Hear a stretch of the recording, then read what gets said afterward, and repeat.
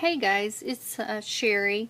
I just recently participated in a challenge with that Tracie Fox put out there. I think she puts out one a month, and this was the gift bag challenge.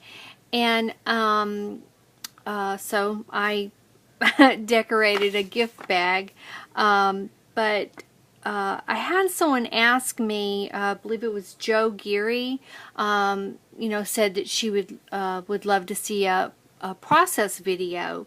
Well, unfortunately, it's of course December, and I don't really have time to do a process video. But I did kind of want to do a show and tell, a quick show and tell, and just show a little bit of what I did to the gift bag.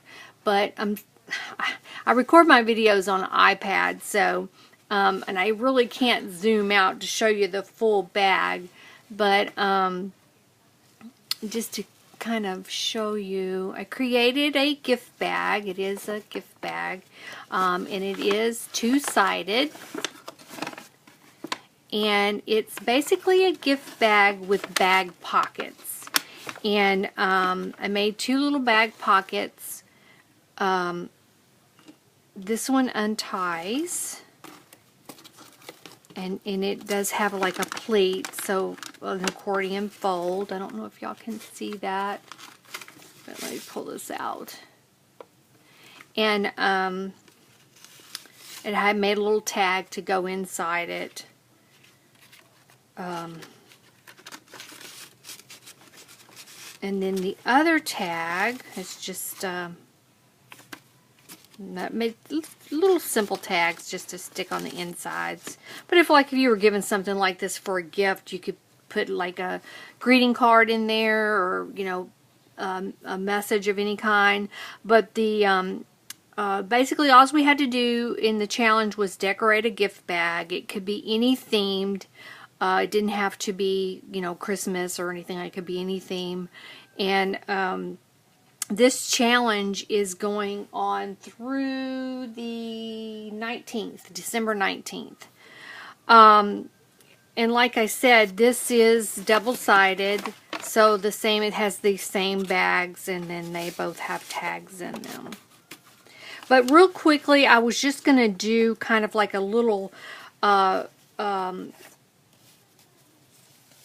it's a show and tell, so a tell on how I did the my little bit of my process. And basically I had a blank gift bag, and what I did was of course ink the whole bag. And for my bag pockets, this is a wine bag, paper bag that holds a bottle of wine. And basically, I was originally going to just fold it and wrap it around the sides. This is the wine paper bag on here. But I decided to cut it to take away some of the thickness. But this is the bag that I used for down here in this corner. And then I used the smaller little bag for up here in this corner. I don't want to see this right here. Okay. I wanted to use could have used this same smaller bag for both, but I wanted the accordion fold, the little pleat, so you could stick more down in there if you want to. My thought for this kind of bag is you could use it for your, we make these journals and we sell these journals, and I just thought it was kind of like a cool added thing that you could, put your journal in to when you ship it to someone, just as an added little bonus and thank you. I know a lot of ladies in the community already do this. So, but anyway, this bag will probably end up holding one of the journals that when I ship it. But anyway, back to what I'm doing here. The first thing that I did was I inked the entire bag, and I used the Tim Holtz Distressed Vintage Photo ink, and I inked all around all my bags. I did it even on the sides but I inked around my bags, all these bags. And then for this bag, my main bag, I used my stencil, and I used my vintage photo ink, and I just stenciled over the whole front and back of the bag. So I stenciled both sides. After I did that, I kind of just set my bag aside and worked on my tags. My bag pockets. What I did with my bag pockets is first thing I did was I had some music paper, and I just tore off strips of music paper and glued them on the bag just to give it a little bit of texture. The second thing I did was put my bag, I embossed the bags. Now, I'm going to say I wish I had done this differently, because I think that because I decoupaged a napkin on the top, I think that it kind of over texturized it, and I lose some of the features in my napkin when I decoupaged over my embossed bags. So I do wish I would have thought to do this differently, but all in all, I still think it turned out beautifully, and I like that the places were, when I went back over it with my gold metallic paint, that it kind of, makes those raised places pop. But so the first thing I did to my bag was glued on the music paper, decoupage the music paper on, and then I ran my bags. I did this same technique to both of my bags, bag pockets, and I ran them through with an embossing folder. This one I used on my smaller bag. This, I don't know the name of it. It's some kind of scroll work frame. And I used this to emboss this smaller bag. And then I have a different folder, embossing folder, and I used this Paris one. And you can see, like right here, you can see some of the work here. But a lot of the embossing kind of gets lost in the folder. But you can definitely see in this one, well, you might not be able to see in the video, but some of the scroll work showing through on the texturized back of that bag. So that's the second thing I did to my bags. Then the next thing, I move some of this out of the way, is I picked out 2 napkins that I wanted to use to decoupage. Well, the bags, of course, were so dark at the time that I decided to gesso over the bags, and that's why you see this bag is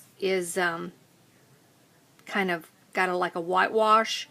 I went over it first with the clear gesso, and then I went back over and kind of whitewashed it because I needed to lighten up the bag just to get some of the embossing to kind of pop up and show a little bit more, but also I wanted to kind of mute out some of the text that I used on the music paper.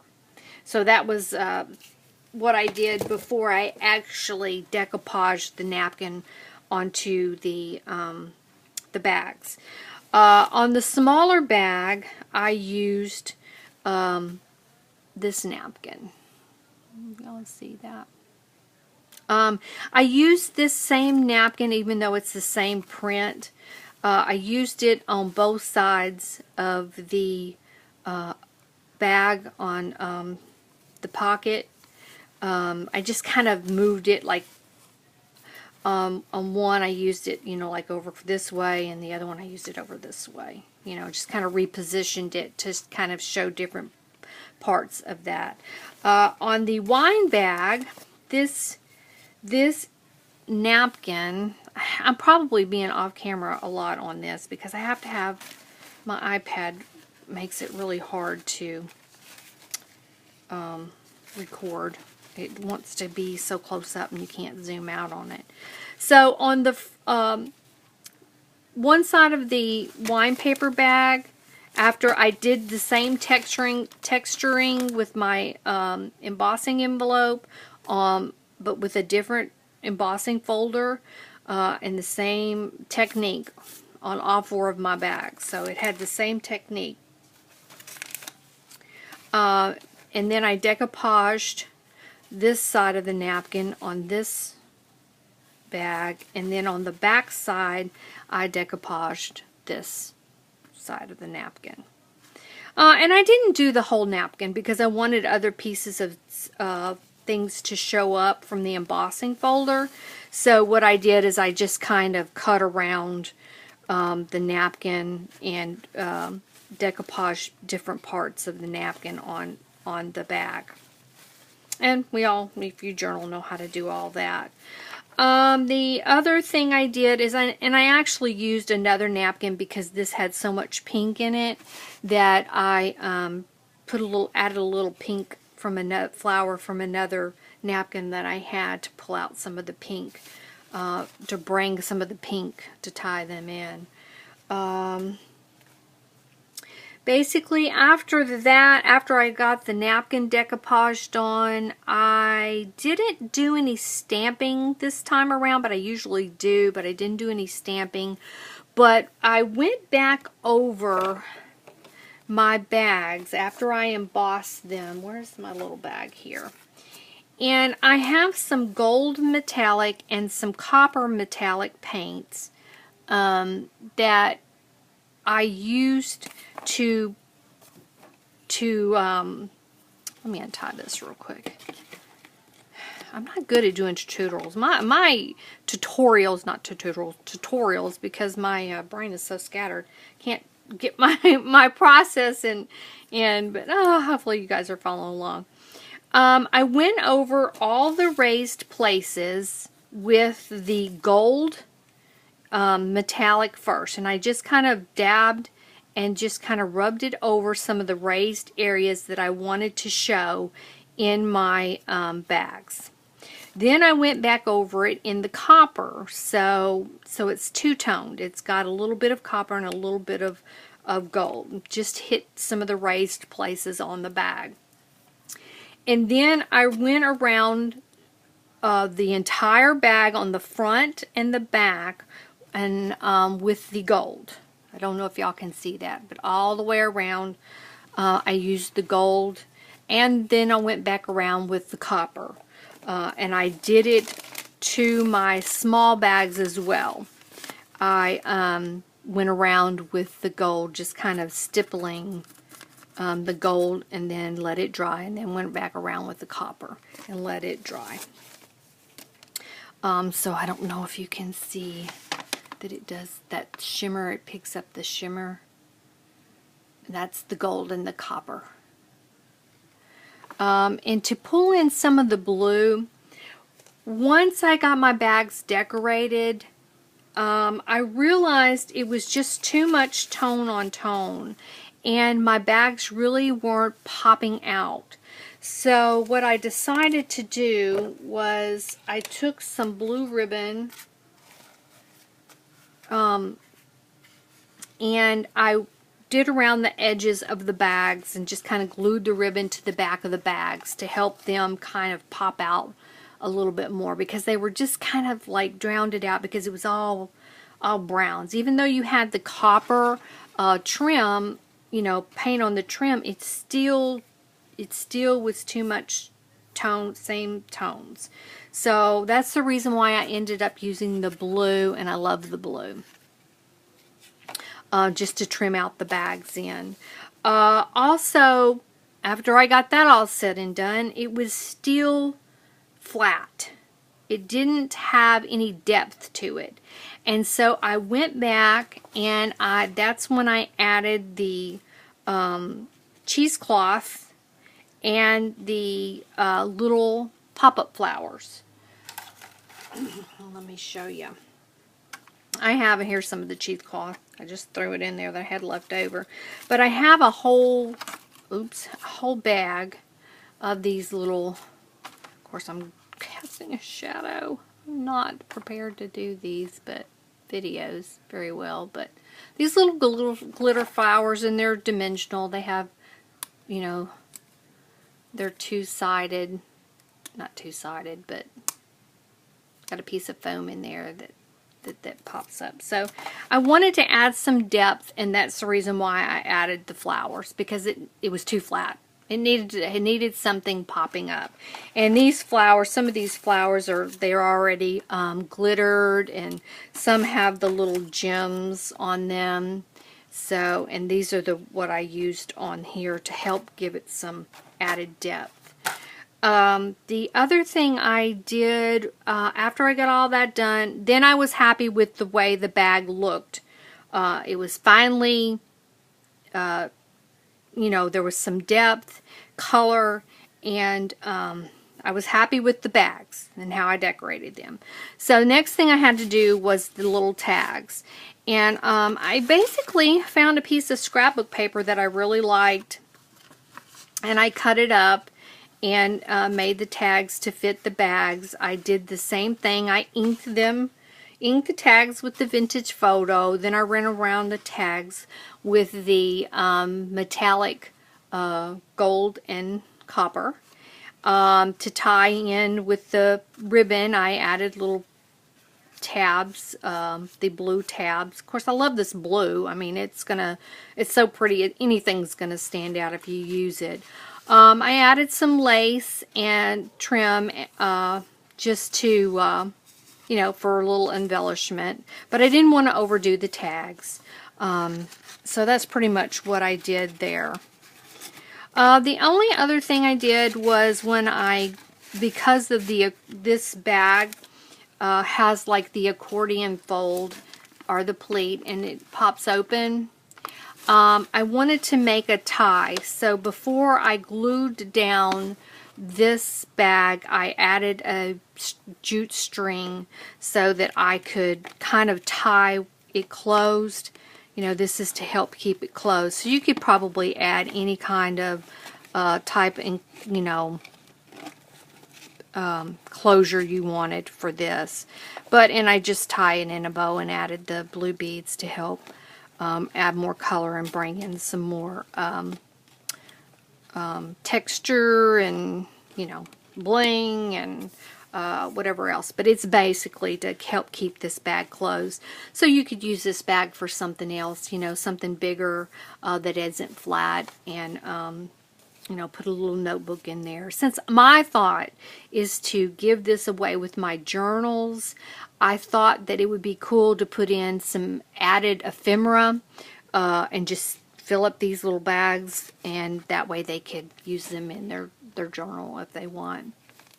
The last thing I did was just add this little, let me get this in camera view. It helps, doesn't it? This little tassel. It's not even a tassel. It's just some scraps. I love the fabric I found for this is actually an old scarf, and I loved it because it has some shimmer in it. It's got like some gold thread running through there and some other little types of yarns, and this is it right here. And basically I just took it. It was an infinity scarf, so I just cut little strips. Don't you wish I'd get into camera view?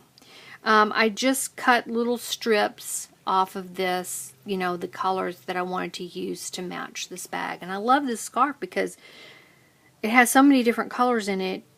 You know, you can use it to for a lot of different projects. But that's how I made these little. I just cut 2 little strands off of this, and then cut them down to size and use them as just like a little, And let's get in camera, Sherry. And use two little to make the strings on the tag. Just to have something here. I felt like it needed something here. It looked a little bit bare. I know this isn't a great how-to, but hopefully, Joe, hopefully you can get a little understanding of what I did here on the bag and how I made it. And I'm sorry I don't really have a time to do a process video, but hopefully you can get a general idea of what I did and the materials that I used, and it can help you if you're deciding to make a bag. But that's really all I got, guys. Thank you, Joe, for your interest. And it's been a fun challenge. You still got some time if you want to make one yourself. So give it a try. Thanks, guys.